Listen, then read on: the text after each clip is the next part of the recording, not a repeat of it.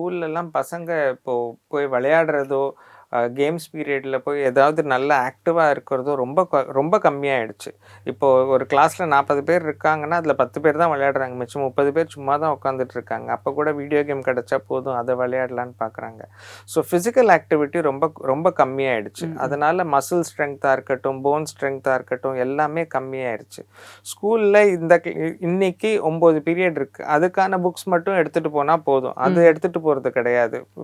ரொம்ப ஸ்கூல்ல அதிகமா குடுத்த எல்லா புக்ஸையும் எடுத்து பேக்ல போட்டுட்டு, அதெல்லாம் தூக்கிட்டு போறதுனால தான் அவங்களுக்கு அவங்க வெயிட்ட விட புக்ஸோட வெயிட் ரொம்ப அதிகமா அதிகமா. இருக்கிறதுனால, அத முதுகுல போட்டுட்டு தூக்கிட்டு போறதுனால சில பேருக்கு முதுகு வலி வரும்.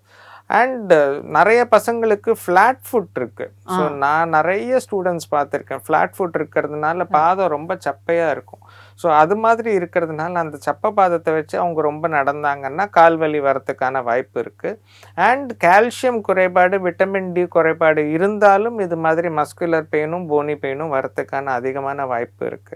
ஸோ அவங்கெல்லாம் நல்லா விளையாடி, நல்ல ஆரோக்கியமான உணவெல்லாம் எடுத்தாங்கன்னா, இந்த வலியெல்லாம் வராம இருக்கிறதுக்கு வாய்ப்புகள் ஜாஸ்தி.